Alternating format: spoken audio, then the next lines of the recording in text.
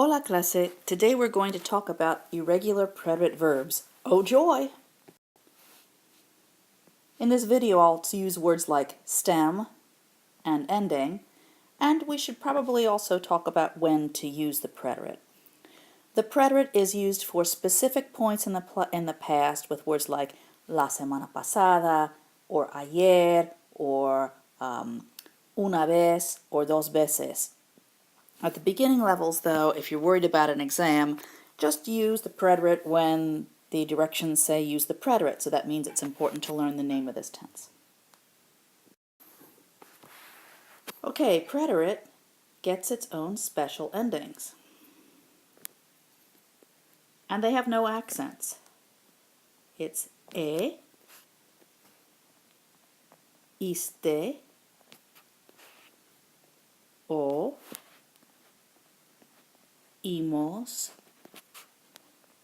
isteis, and ieron.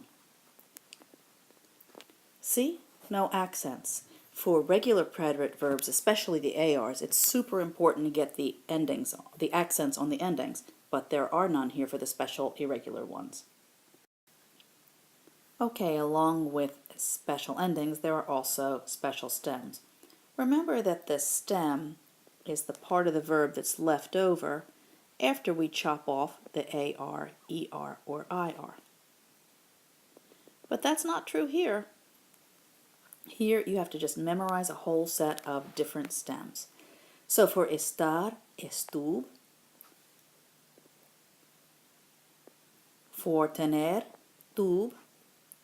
For poder, pude. For poner, pus.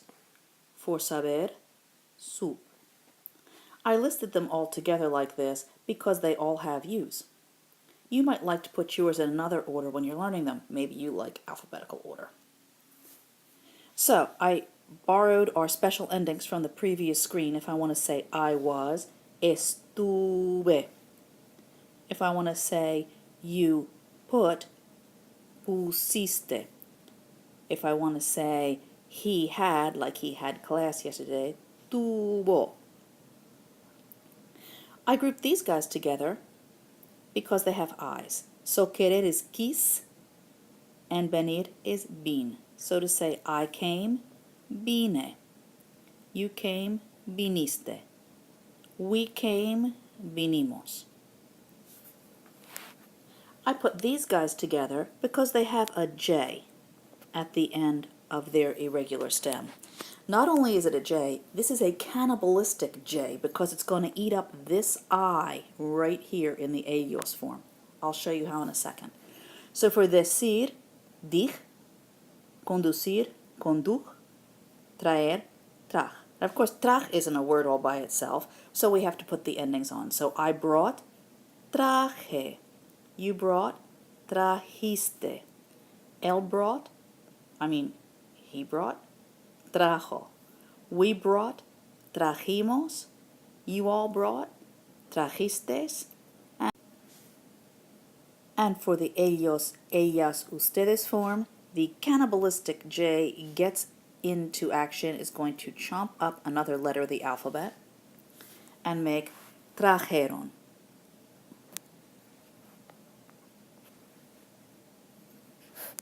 Which looks like this.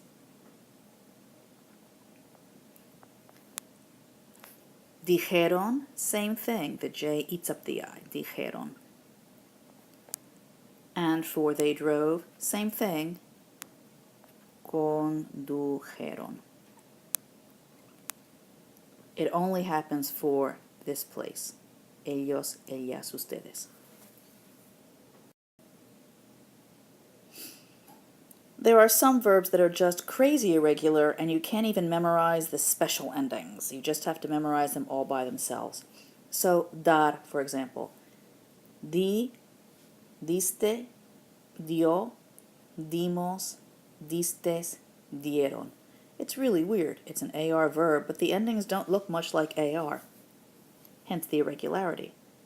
Ver, vi, viste, vio, vimos, vistes, vieron.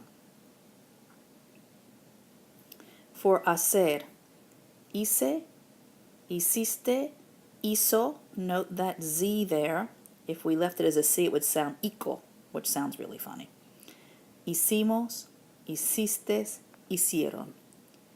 Ser and ir are super weird because not only are their forms really strange looking, they also share the same form.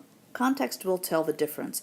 You'll understand if I say, I was a secretary, fui secretaria, versus I went to the supermarket, fui al supermercado. Context helps you out. So let's say these. Fui, fuiste, fue, fuimos, fuistes, fueron.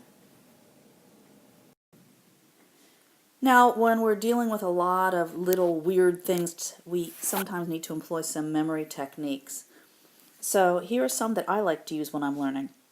One is telling myself a micro story. So here's a micro story I might tell myself about those weird cannibalistic jays. So maybe this story would go like this. I said that you should not bring that cannibalistic J in here. What do I have to translate it into German for you? And that way I kind of get decir and traer for the guy who's bringing it in and the translation, and I get to remember my cannibalistic J.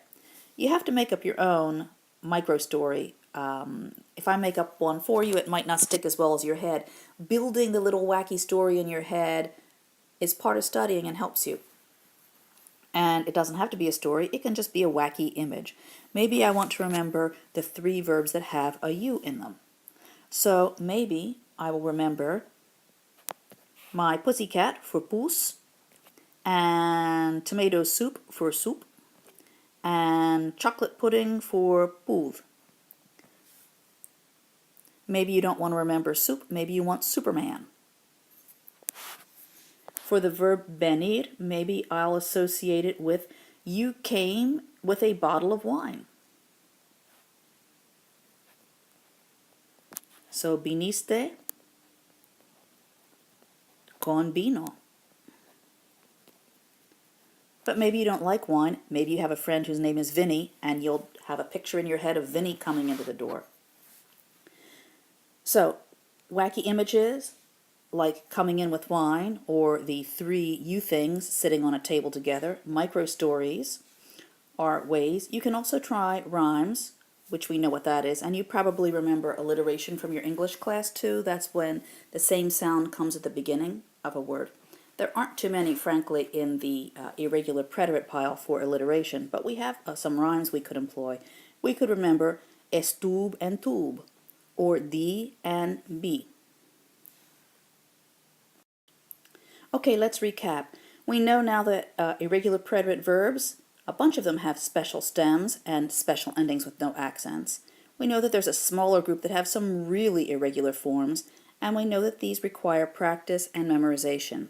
Look on our course website because I'll give you lots of places to practice these, and we'll do some work with them in class as well. Es todo por hoy. Hasta la próxima.